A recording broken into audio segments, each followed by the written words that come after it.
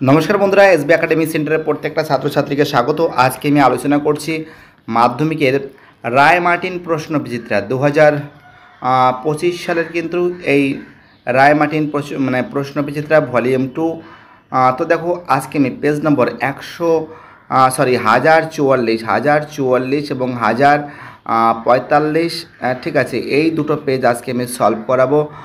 প্রচুর ছাত্রছাত্রী রিকোয়েস্ট করেছে যে স্যার আপনি রায় মার্টিন প্রশ্ন বিচিত্রা বইটা সলভ করিয়ে দিন। তো দেখো তার জন্য কিন্তু আমি এটা সলভ করছি। তো দেখা যাক যে সমস্ত প্রশ্নগুলো বলছে সেইগুলো সলভ করার চেষ্টা করছি।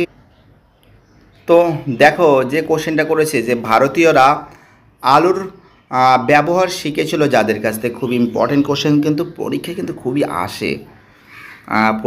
আসে। আলুর ব্যবহার করেছিল কিন্তু শিখেছিল পর্তুগিজদের কাছ থেকে। কাদের কাছ থেকে? পর্তুগিজদের কাছ থেকে। 1.2-তে নবান্ন নাটকের রচয়িতা। ওয়াও, কি কোশ্চেন বাবা, হাড় কাঁপানো কোশ্চেন। বিজন ভট্টাচার্য, একদম বিজনবাবু।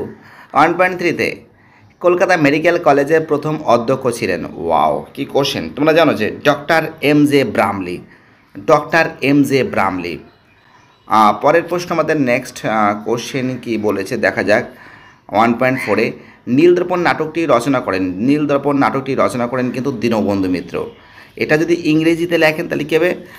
ইংরেজিতে লেখেন আছে মাইকেল মধুসূদন দত্ত, কিন্তু এবং প্রকাশিত হয়েছিল কিন্তু রেভারেন্ড জেমস লং সাহেবের নামে। এই কোশ্চেনটা কিন্তু ছাত্রছাত্রীরা ভুল করে, এবং যার ফলে কিন্তু রেভারেন্ড জেমস লং সাহেবের কিন্তু জেল হয়েছিল।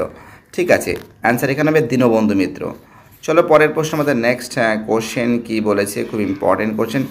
1.5-এ বলেছে প্রাচ্যবাদী হিসাবে পরিচিত ছিলেন কে? প্রাচ্যবাদী হিসাবে পরিচিত ছিলেন কিন্তু স্যার উইলিয়াম জোন্স। 1.6-এ 1878 খ্রিস্টাব্দে অরণ্য আইনে অরণ্যকে ভাগ করা হয়েছে 3টি স্তরে, একদম চোখ বন্ধ করে 3টি স্তরে। 1.7-এ ওহাবি শব্দের অর্থ কী? ওহাবি শব্দের অর্থ হলো নবজাগরণ। একটুখানি মাথায় রাখবে যে ওহাবি শব্দের অর্থ হলো নবজাগরণ, আর ফরাজি শব্দের অর্থ কি? ইসলাম নির্ধারিত বাধ্যতামূলক কর্তব্য। ঠিক আছে, পরের প্রশ্ন কি বলেছে আমাদের নেক্সট কোশ্চেন বলেছে 1.8-এ যে বন্দে মাতরম সঙ্গীতটি রচনা করেন। তোমরা তো সবাই জানো যে বন্দে মাতরম সঙ্গীতটি রচনা করেন কিন্তু বঙ্কিমচন্দ্র চট্টোপাধ্যায়। হিন্দু মেলা প্রতিষ্ঠিত হয় 1867 সালে। তোমরা এটাও লিখে রাখবে যে হিন্দু মেলার যিনি প্রতিষ্ঠাতা সেটা কিন্তু নবগোপাল মিত্র, এবং সহ সম্পাদক ছিল কিন্তু নবগোপাল মিত্র। 1.10 ভার্নাকুলার প্রেস অ্যাক্ট পাস হয় কিন্তু লর্ড লিটনের সময়। কোন সময় ছিল? লর্ড লিটনটা কোথায় গেল? গয়ের। হ্যাঁ, লর্ড লিটনের সময়। একটু কেটে দিই, নাহলে গন্ডগোল হয়ে যাচ্ছে। ইয়েস, পরের প্রশ্ন। তো দেখো যারা ভিডিওটা দেখছো তাদের কাছে অনুরোধ করছি, সর্বপ্রথম আমাদের এসবি একাডেমিক সেন্টার নিয়ে আসছে কিন্তু মাধ্যমিকের রায় মার্টিন প্রশ্ন বিচিত্রা সম্পূর্ণরূপে সলভ। চ্যানেলের সঙ্গে যুক্ত থাকো, চ্যানেলটিকে সাবস্ক্রাইব করো এবং তোমাদের সমস্ত বন্ধুদের মধ্যে শেয়ার করো। 1.1-এ কী বলেছে? Indian association for the cultivation of science এর যে বিজ্ঞানী নোবেল পুরস্কার পেয়েছিলেন, একদম চোখ বন্ধ করে সিভি রমন। বেঙ্গল কেমিক্যালসের প্রতিষ্ঠাতাকে এ তো সবাই জানো, কে বলো তো? বেঙ্গল কেমিক্যালসের প্রতিষ্ঠাতা হল প্রফুল্লচন্দ্র রায়। রম্পা উপজাতি বিদ্রোহ হয়েছিল রম্পা বিদ্রোহ হয়েছিল গোদাবরী উপত্যকায়। ঠিক আছে, আর মোপলা বিদ্রোহ ছিল মালাবার উপকূলে। তো দেখো একটা ফর্মুলা বোঝাচ্ছি তোমাদের। রম্পা, রাগ, রয়াকার গ, রাগ হয় না তোমাদের মাঝে মাঝে? র মানে রম্পা, গ মানে গোদাবরী। ঠিক আছে, আর মোপলা হচ্ছিল মোপলা বিদ্রোহ ছিল মালাবার উপকূলে। দুটোই মোপলা বিদ্রোহ মালাবার উপকূলে। অর্থাৎ এখানে যে প্রশ্নটা বলেছে রম্পা বিদ্রোহ যেটা হয়েছিল সেটা কিন্তু গোদাবরী উপত্যকায়, আর মোপলা বিদ্রোহ যেটা হয়েছিল সেটা কিন্তু মালাবার উপকূলে হয়েছিল। পরের প্রশ্ন, লাঙ্গল পত্রিকার সম্পাদক কে ছিলেন? এ তো সবাই জানে, কাজী নজরুল ইসলাম। কে ছিলেন লাঙ্গল পত্রিকার সম্পাদক? কে ছিলেন? কাজী নজরুল ইসলাম ছিল। তো দেখো সত্যি কথা বলতে ঘরটা একটু অন্ধকারচ্ছন্ন, তার জন্য মুশকিল হচ্ছে, দেখতেই ভালো করে দেখা যাচ্ছে না। বুঝতে পারলে কি বললাম আমি? আমাদের পরের প্রশ্ন বলেছে 1.15-এ যে প্রথম বয়কট আন্দোলনের ডাক দেন। তোমরা জানো যে কৃষ্ণকুমার মিত্রের সঞ্জীবনী পত্রিকা। খুবই গুরুত্বপূর্ণ প্রশ্ন, যে প্রথম বয়কটের ডাক দিয়েছিলেন কিন্তু কৃষ্ণকুমার মিত্রের সঞ্জীবনী পত্রিকা, খুব ইম্পর্টেন্ট প্রশ্ন কিন্তু। পরের প্রশ্ন কি বলেছে, এজেভা সম্প্রদায়ের অন্যতম ছিলেন নারায়ণ গুরু, একদম চোখ বন্ধ করে নারায়ণ গুরু। 1.17 প্রতাপাদিত্য উৎসব ও বীরাষ্টমী ব্রত, খুব ইম্পর্টেন্ট কোশ্চেন কিন্তু, প্রতাপাদিত্য উৎসব এবং বীরাষ্টমী ব্রত। তো দেখো এগুলো কিন্তু তোমরা কিন্তু খুব সুন্দর করে ভালো করে কিন্তু মুখস্থ করবে, খুব ইম্পর্টেন্ট কোশ্চেন কিন্তু। তোমরা জানো যে প্রতাপাদিত্য উৎসব এবং বীরাষ্টমী ব্রত প্রচলন করেছিলেন কিন্তু সরলা দেবী চৌধুরানী। 1.18 অ্যান্টি কার্লাইল সোসাইটি গড়ে ওঠে, কী হবে বলো তো, এই যে এইটা হবে গয়ের অ্যান্সার হবে, বহিষ্কৃত ছাত্রদের পড়াশোনার সুযোগ দেওয়ার জন্য। ঠিক আছে, এটা অ্যান্সার হবে আমাদের। পরের প্রশ্ন বলেছে 1.19 স্বাধীন ভারতের গঠিত প্রথম ভাষাভিত্তিক রাজ্যের নাম কি, একদম চোখ বন্ধ করে অন্ধ্রপ্রদেশ। ঠিক আছে, পরের প্রশ্ন কি বলেছে, ভারতের রাজনীতিতে লৌহ মানব কাকে বলা হয়, একদম সর্দার বল্লভভাই প্যাটেল। কাকে বলা হয়, সর্দার বল্লভভাই প্যাটেলকে বলা হয়। ঠিক আছে, মোটামুটি এইগুলো সলভ হয়েছে। এবার তোমাদের আমি এই প্রশ্নগুলো সলভ করে দিই, দেখা যাক এখানে কি আছে। তো দেখো এই প্রশ্নগুলো কিন্তু বইতে নেই, এক সেকেন্ড, ইয়াস এবার ঠিক আছে, দাঁড়াও এবার ঠিক করছি। বিভাগ খ সলভ করাচ্ছি, এক কথায় উত্তর দাও। প্রথম প্রশ্ন 2.11 বিপিনচন্দ্র পালের আত্মজীবনী গ্রন্থের নাম কি, 70 বছর। কী ভাবে 70 বছর, বিপিনচন্দ্র পালের আত্মজীবনীমূলক গ্রন্থের নাম কি, 70 বছর। এক সেকেন্ড, এটা কেটে দিলাম। পরের প্রশ্ন কি বলেছে, 2.12 দুটি উপজাতি বিদ্রোহের নাম লেখো। দুটি উপজাতি বিদ্রোহের নাম তুমি সাঁওতাল বিদ্রোহ লিখতে পারো, সাঁওতাল, ঠিক আছে, কোল বিদ্রোহ, সব উপজাতি বিদ্রোহ, মুন্ডা বিদ্রোহ, এইগুলো কিন্তু সব কিন্তু উপজাতি বিদ্রোহ। ঠিক আছে, কি বলছে বুঝতে পারছো। পরের প্রশ্ন, গোরা উপন্যাসটি কে রচনা করেন। তো দেখো গোরা উপন্যাসটি রচনা করেন কিন্তু রবীন্দ্রনাথ ঠাকুর। কে করেন, রবীন্দ্রনাথ ঠাকুর। এটা কিন্তু 1910 সালে কিন্তু সম্পূর্ণরূপে কিন্তু প্রকাশিত হয়, 1910 সালে। ঠিক আছে, পরের প্রশ্ন কি বলেছে আমাদের 2.14 কংগ্রেস সমাজতান্ত্রিক দল কত খ্রিস্টাব্দে কাদের উদ্যোগে গড়ে ওঠে, খুব ইম্পর্টেন্ট কোশ্চেন কিন্তু। তো দেখো কোশ্চেনটা বলেছে কংগ্রেস সমাজতান্ত্রিক দল কত খ্রিস্টাব্দে কাদের উদ্যোগে গড়ে ওঠে। তোমাদের মাথায় রাখতে হবে জেপি নারায়ণ, বর্গের জয়কার পয়সী জেপি নারায়ণ এবং মিনু মাসানি 1934 সালে জেল থেকে মুক্তি পান এবং জেপি নারায়ণ 17 মে 1943 সালে পাটনায় একটি সভা আহ্বান করেন, যা বিহার কংগ্রেস সমাজতান্ত্রিক দল প্রতিষ্ঠা করেন। মানে কি পাটনায় কিন্তু এটা কিন্তু প্রতিষ্ঠিত হয়েছিল। ঠিক আছে, কংগ্রেস সমাজতান্ত্রিক দল প্রথম যেটা হয়েছিল, যেটা 1934-এ কিন্তু এটা কিন্তু জেপি নারায়ণের নেতৃত্বে কিন্তু এই কংগ্রেস সমাজতান্ত্রিক দলটা প্রতিষ্ঠিত হয়। তো যাই হোক, ঠিকঠাক আছে। এবার তোমাদের আমি যে বাকি যে প্রশ্ন আছে সেই বাকি প্রশ্নগুলো সলভ করাচ্ছি। প্রথম প্রশ্ন, এটা সত্য মিথ্যা আছে, ঠিক ভুল। যেটা ঠিক আছে সেটা রাইট মেরে দেবো, যেটা ভুল আছে সেটা কিন্তু আমি কেটে দেবো। ঠিক আছে, কী বলছে বুঝতে পারছো। প্রথম প্রশ্ন বলেছে 2.1 প্রথম ভারতীয় শবব্যবচ্ছেদকারী ছিলেন মধুসূদন দত্ত। খুব ইম্পর্টেন্ট কোশ্চেন। তোমরা জানো যে কলকাতা মেডিকেল কলেজ তৈরি হয়েছিল কিন্তু 1835 সালে। বুঝতে পারছো আমি কী বলছি। খুব গরম লাগছে তো, বুঝতে পারছো, ঘেমে যাচ্ছি বারবার। তো কলকাতা মেডিকেল কলেজ তৈরি হয়েছিল 1835 সালে কলকাতা মেডিকেল কলেজ তৈরি হয়েছিল। তারপর কলকাতা মেডিকেল কলেজে যখন তৈরি হয়েছিল তারপরে কিন্তু প্রচুর রোগী মারা যেত, তার কারণ যে সমস্ত ডাক্তার ছিল তাদের কিন্তু কোনো ট্রেনিং ছিল না। তো মধুসূদন দত্ত প্রথমে কিন্তু এর বিরুদ্ধে আন্দোলন করেন যে না, প্রত্যেকটা ডাক্তারকে যদি সঠিক ট্রেনিং না দেওয়া যায় তাহলে সেটা কিন্তু প্রচুর রোগীর মৃত্যু হতে পারে। তার জন্য তিনি কিন্তু প্রথম কিন্তু এই সব ব্যবচ্ছেদ করেছিলেন, পোস্টমর্টম যেটা করা হয়, যেটা 1836 সালে কিন্তু এটা কিন্তু হয়েছিল মধুসূদন গুপ্তর হাতে। যাই হোক, তোমাদের আমি ডিটেলস বোঝানোর চেষ্টা করছি, যদি 2 নম্বরে কোশ্চেন আসে সেই জন্য। পরের প্রশ্ন, মুন্ডা বিদ্রোহের প্রেক্ষাপটে মহাশ্বেতা দেবী রচনা করেন অরণ্যর অধিকার। এটা ঠিক আছে। আর প্রথমটা কী আছে, প্রথমটা কিন্তু ভুল আছে। ঠিক আছে, পরের প্রশ্ন, গান্ধীজি ও ডক্টর আম্বেদকর যৌথভাবে দলিত আন্দোলন করেছিলেন। হ্যাঁ, দলিত আন্দোলন করেছিলেন, এটা ঠিক, আমি মানছি, কিন্তু এদের মধ্যে কিছুটা দ্বন্দ্বও ছিল। পরের প্রশ্ন কী বলেছে, দেশীয় রাজ্যগুলোর অধিকাংশ ছিল গণতান্ত্রিক। দেশীয় রাজ্যের অধিকাংশ ছিল গণতান্ত্রিক। না, গণতান্ত্রিক ছিল না, রাজতান্ত্রিকও ছিল তৎকালীন সমাজে। সেই হিসেবে দেখতে কিন্তু আমি পুরোপুরি যে অধিকাংশ যে গণতান্ত্রিক ছিল, কিছুটা রাজতান্ত্রিকও ছিল, কিছুটা গণতান্ত্রিকও ছিল। একটু ডাউট আছে কোশ্চেনটা নিয়ে। এইবার তোমাদের আমি এই প্রশ্নগুলো সলভ করাচ্ছি। দেখো, স্কুল বুক সোসাইটি এটা কিন্তু 1817 হবে। ওকে, তারপরে আর আমি তোমাদের বারবার করে দেখাচ্ছি, যেমন আছে বল্লভভাই প্যাটেল, বারদৌলি আন্দোলন। ঠিক আছে, তারপরে কি বলেছে, তারপরে বলেছে সমাজচার দর্পণ, হ্যাঁ ভাই মার্সম্যান হবে। আর বল্লভভাই প্যাটেল হবে, এটা তো বলে দিচ্ছে। আর গৌরীশঙ্কর তর্ক বাগিশ, অ্যান্সার বে সংবাদ প্রভাকর হবে। যাই হোক, মোটামুটি এইগুলো সলভ করেছি, দেখা যাক কতটা করতে পারি। এক সেকেন্ড আর একটু যাই, সামনের দিকে যাই। ইয়েস, একটু শর্ট করি। আরে বাবা রাখবো না, সব গুড়িয়ে দেবো। আরে ইতিহাসে তো 90 পেতেই হবে, 100তে 100 পেতে হবে। এসবি একাডেমিক সেন্টার সব সময়ের জন্য একদম সাপোর্ট করবে, একদম ধরবো আর উড়াবো, গুড়িয়ে দেবো, একটা রাখবো না, কোনো কোশ্চেন রাখবো না একদম। এত বড় মোটা একটা বই, রায় মার্টিন প্রশ্ন বিচিত্রা, মাত্র 4 থেকে 5 দিনের মধ্যে পুরো একদম খতম করে দেবো, একদম গ্যারান্টি কা সাথ, হাই কোয়ালিটি গ্যারান্টি দিচ্ছি। একটু ডায়লগটা বেশি দেওয়া হয়ে গেল। 2.51-এর জওহরলাল নেহরু তার কন্যা ইন্দিরাকে অনেকগুলো চিঠি লিখেছিলেন, কি হবে বলো তো, একটু পড়ে দেখি দাঁড়াও। চিঠিগুলির মধ্যে একে বলেছে ব্যাখ্যা, একে বলেছে, দেখো বইটা নতুন বই তো, আমিও তো পড়িনি, বাট আমি চেক করছি। চিঠিগুলির মধ্যে জওহরলাল নেহরু ইতিহাসের বিবর্তন, না এটা তো হবে না। এক একটা ব্যাখ্যা 2-এ কী বলেছে, এই চিঠিগুলির মাধ্যমে জওহরলাল নেহরু এই পরাধীন ভারতের জাতীয়তাবাদী আন্দোলন নারীদের অংশগ্রহণের ওকে, হ্যাঁ ঠিক আছে, এটাও ঠিক আছে অংশগ্রহণ করেছিলেন, বাট এটাও ঠিক আছে। চিঠিগুলির মধ্যে জওহরলাল নেহরুকে দেশের মানুষ দৈনন্দিন জীবনযাত্রা ওয়াকিবল, আমার মতে যেহেতু মেয়েটা বাচ্চা ছিল সেই জন্য সে হয়তো রাজনীতি সম্পর্কে অতটা তার জ্ঞান ছিল না।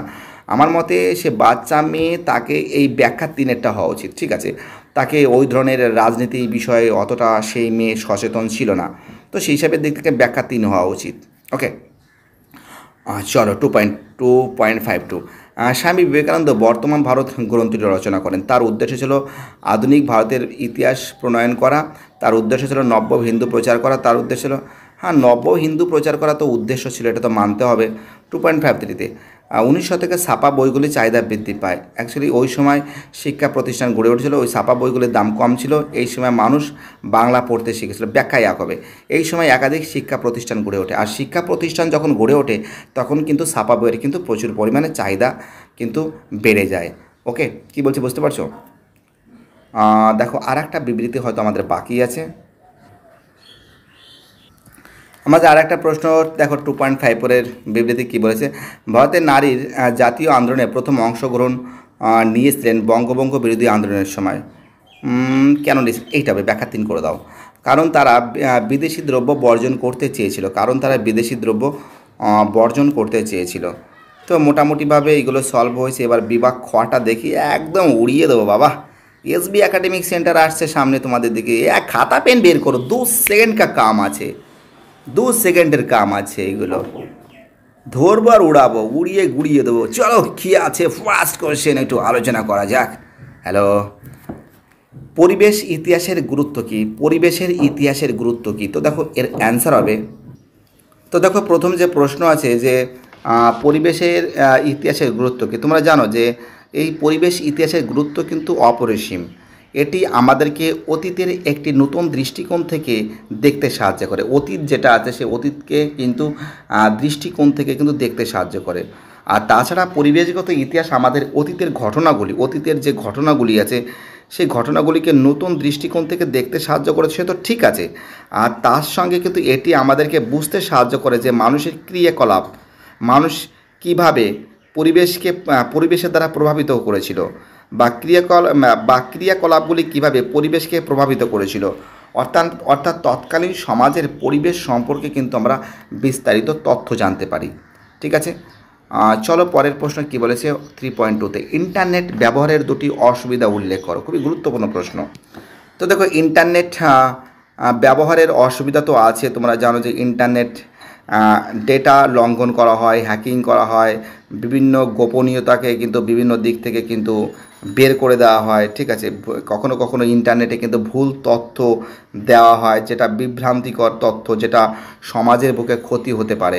তো ইন্টারনেট উপকার করে, কিন্তু মাঝে মাঝে কিন্তু আমরা দেখছি এটাকে যদি বেঠিকভাবে ব্যবহার করে কিন্তু ক্ষতি করে। ঠিক আছে, আমাদের পরের প্রশ্ন কি বলেছে 3.3-তে, স্কুল বুক সোসাইটি কেন প্রতিষ্ঠিত হয়েছিল?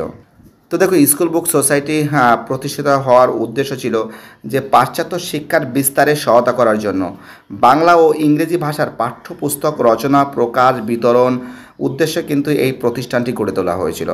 অর্থাৎ বাংলা ও ইংরেজি ভাষায় পাঠ্যপুস্তক রচনা। স্কুল বুক সোসাইটি শুধুমাত্র পাশ্চাত্য শিক্ষা নয়, প্রাচ্য শিক্ষার দিকেও গুরুত্বপূর্ণ ভূমিকা পালন করেছিল। ঠিক আছে, চলো পরের প্রশ্ন 3.4-এ নব্য বেদান্ত কী? খুব ইম্পর্টেন্ট কোশ্চেন কিন্তু। নব্য বেদান্ত কী? নব্য বেদান্ত কী? প্রত্যেকটা প্রশ্ন খুবই গুরুত্বপূর্ণ, প্রত্যেকটা প্রশ্ন খুব ইম্পর্টেন্ট, এটা আমাদের মানতে হবে। তো দেখো নব্য বেদান্ত কী, তোমরা এটা লিখতে পারো যে তোমরা জানো যে রামকৃষ্ণকে অনুসরণ করেছিল, কে অনুসরণ করেছিল? স্বামী বিবেকানন্দ। এবং নব্য বেদান্ত সমস্ত ধর্মকে মুক্তির সমান পথ হিসাবে বিবেচনা করে। নব্য বেদান্তটা কী ছিল? সমস্ত ধর্মকে, সে যে কোনো ধর্ম, একটা মুক্তির একটা পথ ছিল। এই ধর্মটা গ্রহণ করলে কিন্তু সমস্ত মুক্তি তোমরা পেতে পারো। তবে চূড়ান্ত সার্বজনীন ধর্ম হিসাবে হিন্দু ধর্মকে একটি বিশেষ স্থান দেয়। তোমরা দেখতে পারবে এই নববেদান্ত কিন্তু ধর্ম কিন্তু সত্যি কথা বলতে বেদান্ত শব্দের অর্থ হলো বেদের অন্ত বা শেষ ভাগ। অন্ডভাবে বলতে গেলে বেদের সর্বশেষ সিদ্ধান্তই হলো বেদান্ত। এবং প্রথম বেদান্ত বলতে শুধু উপনিষদকেই বোঝাতো। আর এই নববেদান্তটা প্রচার করেছিলেন কিন্তু স্বামী বিবেকানন্দ। হিন্দু ধর্মের ভিতরে একটা নতুনত্ব ভাবনাধারা। যাই হোক, লিখে নেবে তোমরা। 3.5-এ নীলদর্পণ নীল বিদ্রোহের খ্রিস্টান মিশনারিদের ভূমিকা কীরূপ ছিল? এই আর একটা ইম্পর্টেন্ট কোশ্চেন। নীল বিদ্রোহে খ্রিস্টান মিশনারিদের ভূমিকা কী ছিল? তোমরা জানো যে নীল বিদ্রোহে কিন্তু খ্রিস্টান মিশনারিদের ভূমিকা কিন্তু গুরুত্বপূর্ণ ভূমিকা পালন করেছিল। এবং তোমরা জানো যে এই নীল বিদ্রোহের সময় কিন্তু খ্রিস্টান মিশনারিরা তারা কিন্তু, হ্যালো শুনতে পারছো? তো দেখো নীল বিদ্রোহে কিন্তু খ্রিস্টান মিশনারিরা কিন্তু গুরুত্বপূর্ণ ভূমিকা পালন করেছিল। তারা আমাদের ভারতবর্ষের যে সমস্ত নীল চাষি আছে, যারা গরিব চাষি, তাদের পাশে এসে দাঁড়িয়েছিল। এবং ভারতবর্ষের নীল চাষি বা ভারতবর্ষের যারা চাষি আছে, নীল চাষ করতো, তাদের সাপোর্ট করেছিল। যেমন জেমস লং সাহেব, সে কিন্তু ইস্ট ইন্ডিয়া কোম্পানির বিরুদ্ধে কিন্তু প্রতিবাদ করেছিল। অর্থাৎ খ্রিস্টান মিশনারিরা কিন্তু গুরুত্বপূর্ণ ভূমিকা পালন করেছে, ভারতকে সাপোর্ট করেছিল। এটাই সত্যি কথা। পরের প্রশ্ন কী বলছে 3.6-এ বিদ্রোহ কী? এই আর একটা ইম্পর্টেন্ট কোশ্চেন। বিদ্রোহ কী? খুব ইম্পর্টেন্ট কোশ্চেন। বিদ্রোহ কী? তো একটা জিনিস তোমাদের মাথায় রাখতে হবে, বিদ্রোহ এবং অভ্যুত্থান এখানে একটি পুনর্নির্দেশিত। তো একটা জিনিস মাথায় রাখবে, বিদ্রোহ কাকে বলে? বিদ্রোহ বলতে বোঝানো যায় বিদ্রোহ, বিপ্লব, বিদ্রোহ মানে কর্তৃত্বের বিরুদ্ধে একটি প্রাদুর্ভাব। মানে বিদ্রোহ মানে কি? যদি যে সমাজের বুকে যে কর্তৃত্ব স্থাপন করছে, সমাজের বুকে যে দাপট স্থাপন করছে, সমাজের বিরুদ্ধে, সমাজের সাধারণ মানুষের বিরুদ্ধে, বা কৃষক হোক, কৃষকদের বা সাধারণ খেটে খাওয়া লোকদের বিরুদ্ধে যারা দাপট দেখাচ্ছে, যাদের অত্যাচার করছে, এই কৃষকদের তো অত্যাচার করছে, এর বিরুদ্ধে যে আন্দোলন, এই বিদ্রোহ একটি প্রকাশ্য শক্তিশালী প্রতিরোধকে বোঝানো হয়। এবং এই বিদ্রোহ কিন্তু প্রায় কিন্তু ব্যর্থ হয়। তুমি দেখতে পারবে যে সাঁওতাল বিদ্রোহ হোক, মুন্ডা বিদ্রোহ হোক, তারপরে কোল বিদ্রোহ হোক, সিপাহী বিদ্রোহ, যত বিদ্রোহ দেখবে এটা কিন্তু একটা শক্তিশালী সম্প্রদায়ের বিরুদ্ধে কিন্তু একটা লড়াই। যে লড়াইয়ে বেশিরভাগ কিন্তু শক্তিশালীদের বিরুদ্ধে কিন্তু দুর্বল শ্রেণী কিন্তু কখনো পেরে ওঠেনি। এটাই একটা বিদ্রোহ বলে বলা যেতে পারে। চলো পরের প্রশ্ন কি বলেছে 3.7-এ 19 শতকে বাংলার জাতীয়তাবাদীর বিকাশে বঙ্কিমচন্দ্র কীরূপ ভূমিকা নিয়েছিল? খুব ইম্পর্টেন্ট কোশ্চেন। 19 শতকের বাংলার জাতীয়তাবাদের বিকাশে বঙ্কিমচন্দ্র কীরূপ ভূমিকা নিয়েছিল?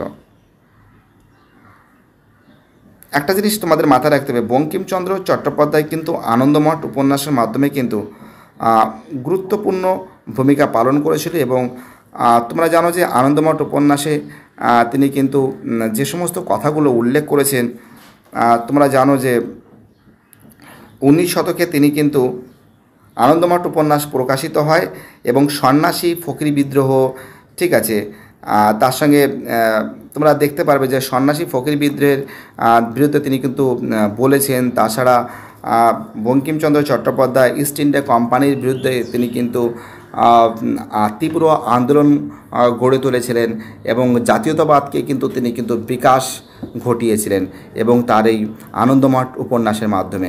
3.8-এ গগেন্দ্রনাথ ঠাকুরকে ব্যঙ্গচিত্রের জনক কেন বলা হয়? খুব ইম্পর্টেন্ট কোশ্চেন কিন্তু, খুব ইম্পর্টেন্ট কোশ্চেন। গগেন্দ্রনাথ ঠাকুরকে ব্যঙ্গচিত্রের জনক কেন বলা হয়? খুব ইম্পর্টেন্ট কোশ্চেন, কিন্তু গগেন্দ্রনাথ ঠাকুরকে ব্যঙ্গচিত্রের জনক বলা হয়। তোমরা জানো যে এই যে কোশ্চেনটা আছে, এই কোশ্চেনটা কিন্তু খুবই গুরুত্বপূর্ণ কোশ্চেন, কিন্তু খুব ইম্পর্টেন্ট কোশ্চেন, কিন্তু খুব ইম্পর্টেন্ট কোশ্চেন। কিন্তু এই কোশ্চেনগুলো তোমাদের কিন্তু ভালো করে প্রিপারেশন করতে হবে, ভালো করে পড়তে হবে, না পড়লে কিন্তু হবে না। বুঝতে পারলে আমি কি বললাম? তো দেখো, তোমরা লিখতে পারো যে ভারতীয়দের মধ্যে গগেন্দ্রনাথ ঠাকুর সর্বপ্রথম ব্যঙ্গচিত্রের প্রয়োগের মাধ্যমে ব্রিটিশ অপশাসন ও ভারতীয় সমাজের দুর্বলতাগুলো জনসমক্ষে তুলে ধরেন এবং জাতীয়তাবাদের বিকাশ ঘটান। তাই গগেন্দ্রনাথ ঠাকুরকে ব্যঙ্গচিত্রের জনক বলা হয়। অর্থাৎ তুমি দেখতে পারবে যে খল ব্রাহ্মণ, জাতাসুর, অর্থাৎ ইস্ট ইন্ডিয়া কোম্পানিদের যে অত্যাচার, ইস্ট ইন্ডিয়া কোম্পানির যে মারাত্মক শোষণ, এর বিরুদ্ধে তিনি জনসমক্ষে কিন্তু জাতীয়তাবাদের বিকাশ ঘটান এবং তিনি ব্যঙ্গচিত্রের মাধ্যমে কিন্তু সেটা তুলে ধরেন। খল ব্রাহ্মণ আছে, জাতাসুর আছে, ব্যাস এইগুলো লিখলে হয়ে যাবে। চলো নেক্সট কোশ্চেন কী বলেছে।